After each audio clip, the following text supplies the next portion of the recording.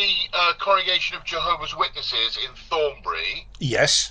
You left a voicemail on our phone line in January, which I apologise we've only just received. Yeah. Yeah.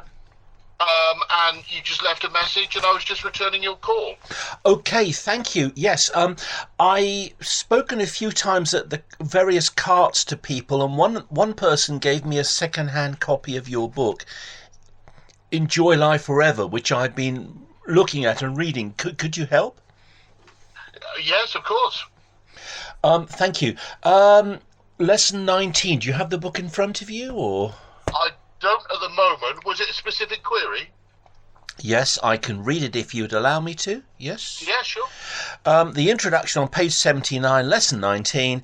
As Jehovah's Witnesses, we believe that we are real Christians. Why? Consider the basis for our beliefs, the name that sets us apart, and the love we have for one another. So I get it. Jehovah's Witnesses believe that they are real Christians. I get it. Do you, however, believe that there are real Christians in other groups? Or are all the real Christians only Jehovah's Witnesses? Well, that's a good question. Thank you very much for your inquiry. I mean, I think in order to answer your question, we would look at the criteria that's laid out in the scriptures for Christianity, and we would like to make sure we would use that as our basis to evaluate.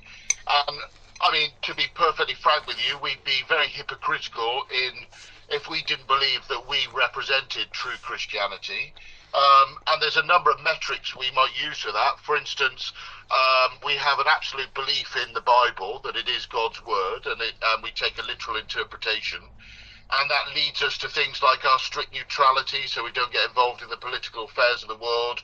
We would never go to war. We would never be involved with idolatry. And when you look at other branches of Christianity, we would see, for instance, a use of idolatry and perhaps people that go to war. You even see certain religious bodies blessing people that go to war. So yes, based on that stance, we believe that we are true Christians. That's not my question. It says, as Jehovah's Witnesses, we believe that we are real Christians. So I want to know, do you believe there are real Christians in other groups? I used to go many years ago to church. I don't go now. I used to go to a Baptist and then a Pentecostal church. Do you believe there are at least some real Christians in other groups? Well, I would believe that there are people that are very devout and they believe that they are true Christians, but who perhaps aren't living up to the standards required and set out in the scriptures. No, does Jehovah say there are real Christians who are not Jehovah's Witnesses? Well, obviously God has set out in the Bible the way he wants to be worshipped and what his standards are, and if people don't achieve those standards, then it's not that they can't bring their lives into line with that, but they're not adhering to the standards God has laid out. Okay. One of the watchtowers, when I went on the website, one of the watchtowers I looked at was the 15th of November, 1981, page 21, and it says, quote, and while now the witness yet includes the invitation to come to Jehovah's organization for salvation. So would the position of the watchtower be that you must go to their organization in order to be saved, in order to have salvation? Well, it's not our place to stand in place of God and make judgment on who will gain salvation. You know, that's obviously would be very immodest of us to dictate to God who would be saved. But what we would say, as I stated previously, is that Jehovah, through the scriptures, has laid out his requirements of how he wants his Christians to act, and you know, we try to maintain those standards. I mean, obviously we're imperfect, we slip and we fail. We're not perfect by any means, but that's what we view God requires of us, and that's what we strive to do. Why does that watchtower say 15th of November 1981 watchtower? Why does it say, and while now the witness yet includes the invitation to come to Jehovah's organization for salvation if you don't judge? I mean, surely that is a judgmental statement. It's saying that anyone who's not a part of Jehovah's organization can't have salvation. Surely that's what the book is saying. I mean, I'm not trying to be obtuse or difficult. I mean, that's just how I read it. It's making a statement that if you're not a Jehovah's Witness, you can't have salvation. Surely. Why do you think that might be unlikely?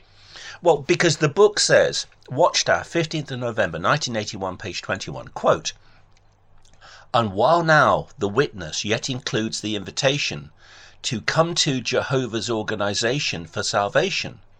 So people who haven't gone to Jehovah's organization, according to that Watchtower, can't have salvation, surely.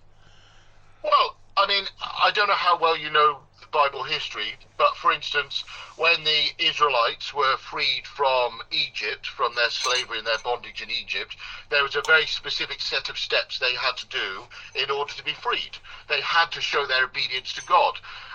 Likewise, when the Romans ransacked Jerusalem back in 68 or whatever it was, there was a very specific set of instructions that the Christians had to fulfill in order to be saved. And God has laid down in the Bible the requirements for us to gain salvation. What are those requirements? Well, there's what's contained in the Bible, and that's why we have studies with people to help them to see what God's requirements are and to bring their lives in accordance with his standards. If I had if I was mugged in the street and I had a knife stuck in my back and I had 3 minutes to live, what would you say to me? I've got 3 minutes to live. What would you say to me that I might obtain salvation? Well, it's not for me to, I mean, it's down to your heart condition, isn't it? And whether you're living a life that pleases God. It's not. I don't think that's a fair question, really. So I earn salvation by the life that I live. Is that what you're saying? No. Salvation is a gift from God. It's not our place to demand things from God, and it's not a barter system by which we can contribute X and receive Y. That's not how it is. God in heaven just asks of us to live our lives by, he's our creator. He made us. He created everything around us. Just like parents hold the right to set standards for their children, God has said this is the best way of life to live. There's certain things that humans can do that may be offensive to him. So don't do those things, and please live your life in accordance with these standards. Not only will it benefit you, but it will please me. Yeah, but that's really, I mean, with respect, that's a bit of a nothing burger. You're really saying nothing, because there are thousands of other groups who would say exactly what you've just said in our 10-minute conversation. Everything you've said, they'd say exactly the same thing. But they'd say that a person has to go to their group for salvation. The Mormons would say more or less what you've said. Live a good life, be sincere, God has put these rules down. And they would talk and talk and talk around the topic. But basically, the reality is, unless you go to the Mormon church, you can't have salvation. Same thing with the Christadelphians, Sun John G, Iglesia Ni Cristo, and a host, thousands of other groups would give you vague, non-specific answers and tell you to have Bible studies with them. Look, I've got 2 minutes to live. A knife stuck in my back. I've got 2 minutes to live. What must I do to find peace with God? I've got 2 minutes to live. I can't answer that question. I don't think it's a fair question. I think all I would encourage you to do is, if you're genuinely interested, is make a study of the scriptures, read the Gospels, see what Christ laid out, how Christ lived his life. Yeah, but that's what all the other groups say. The hallmarks that Christ made, and then all you can do is look at all the various religions and evaluate for yourself which one stands out to you as true followers of Jesus. Okay. Look, you've mentioned politics and warfare. I noticed that's in lesson 13 of the book. Your book, Enjoy Life Forever? Okay. Yeah, it mentions, let me just read it. It's page 55, paragraph 2. The middle of the paragraph says, for centuries, religions have meddled in politics, supported wars, and caused or approved the death of countless numbers of people. Some religious leaders enjoy a lavish lifestyle and demand money from their followers to pay for it. These actions prove they do not even know God, yet alone have the right to represent him. The book seems to be saying that if a religion is involved in politics or war, then they can't represent Jehovah God. I mean, have I got this right, sir? Or am I? No, you're absolutely right. Why then did the Watchtower Bible and Tract Society of New York joined the United Nations in 1992. Your governing body member at the time, Lloyd Barry, signed the paperwork to incorporate the Watchtower Bible and Tract Society of New York as an NGO, non-governmental organization, into United Nations membership. I mean, that's involvement in politics, isn't it? I don't know. I'm not aware of what you're saying. We do heavily get involved in relief efforts. If it was an NGO thing, it may have been to leverage getting relief work in. But we're certainly not involved in politics in any way. Why then did you join the United Nations? The Guardian newspaper did a series of 3 articles. I think the first was on the 8th of October 2021. In these 3 articles, the Guardian called the Watchtower hypocrites. It accused you of hypocrisy, not you personally, sir, but the Watchtower organisation, because it pointed out that in your literature you claim the UN is one of the satanic beasts of the Book of Revelations. But the Watchtower Bible and Tract Society of New York joined the United Nations. Now, the Guardian called you hypocrites. The United Nations had thousands of inquiries. They had to produce a letter, which I've got, which said that you were members and that you resigned your membership the day after the Guardian newspaper. The Watchtower's taken no one to court. The Watchtower's never sued the Guardian for defamation or libel or slander. The Watchtower's never sued the United Nations for saying you were members of them. You know, I don't see the Watchtower as being neutral, you see, sir.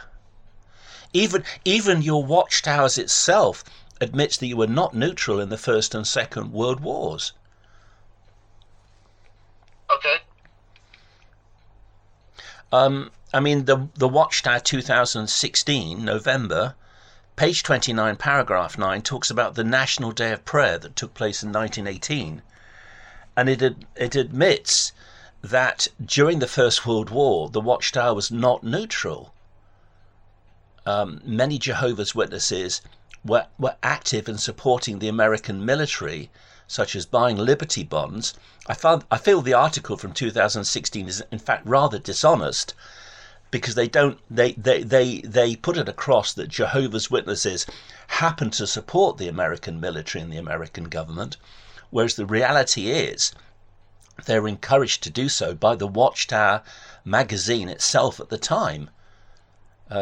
Rutherford was arrested, you see. He was about to go on trial. So he took part in the National Day of Prayer. He went onto a raised platform with Catholic priests and Protestant clergymen, and he knelt with them. He knelt together with Catholic priests and Protestant clergymen, praying for victory in the First World War. And in the Watchtower, 15th of May 1918, page 6257 of the Green reprints, he encouraged the purchase of the Liberty Bond to support the American military in the First World War. So it was the Watchtower that was in supporting the American military in the First World War. They just weren't neutral according to their own literature. Okay. You know, why should I believe in a religion that's not neutral in politics and warfare like the Watchtower? As far as I know, the Quakers are neutral. The Quakers have no involvement in the military. But the Watchtower for a century has been heavily involved in the military and in politics. I mean, today... Well, I mean, let me just commend you on your research. You've obviously clearly looked into it, and it sounds like you've made your mind up, and that's great. You know, so many people just go along with, you know, what other people tell them or peer pressure, but you clearly take time to study it, and, you know, it sounds like you've made a decision, so that's good to know. Thank you very much for your time. Could you explain why they were involved in warfare? Because according to your own book, you see, if a religion's involved in politics and warfare, they can't represent Jehovah. Yes. So how can the Watchtower be a true religion connected to Jehovah when they are involved in the military? Even today, they get share dividends from arms companies through the Henrietta M. Riley Trust. She's a woman who died in 1945. She bequeathed all her assets be turned into shares. It's called the Henrietta M. Riley Trust. It's autonomous. Nobody owns it because the dead can't own anything. But the sole, that's true. Yeah, but the sole beneficiary is the Watchtower Bible and Tract Society of New York. And I've got the accounts going up to, I think, 2016, when they got just under $700,000 after tax and after bank charges by the Commercial Bank of Detroit. Now, that's some detailed research. Yeah, well, you can find about it. Yes, you can find out about it on the IRS, the Internal Revenue Service of. The American version of the HMRC. Yeah, the U.S. tax authorities. Now, is that what you do for a living? Are you involved in the tax system? No. Some of the shares are in arms companies such as Northrop Grumman, which makes the B-2 bomber. Next year, they're going to start making the B-21 Raider. The updated version. I saw that. That's going to be take on the new stealth aspects. Yes, it's incredible. It's incredible how far the American military is ahead of everybody else. Quite incredible. Well, the Watchtower gets share dividends through the Henrietta M. Riley Trust from Northrop Grumman, which makes the B-2 bomber and the B-21 Raider, and Honeywell, which makes the HIMARS missile system, which is being used in Ukraine. They also make my heating system, I think, Honeywell. They also used to make computers. But why is the Watchtower getting share dividends from arms companies? You see, that's not neutrality, sir. I see your point. Well, I'll tell you what. You've raised some really good issues that I'd like to get into. I'm just about to go in and see a friend who's in a care home. Yes. So if you don't mind, I've made an appointment to see them, and I don't want to be late because you know what people are like when they get a bit older, they get upset. But you made some really nice points. Thank you. Will you be getting back to me? Let me do some research. Yes, of course. Thank you, sir. All right. What was your name? Robert. Thanks, Robert. Nice to talk to you. Nice to talk to you. Bye. Thanks, Robert.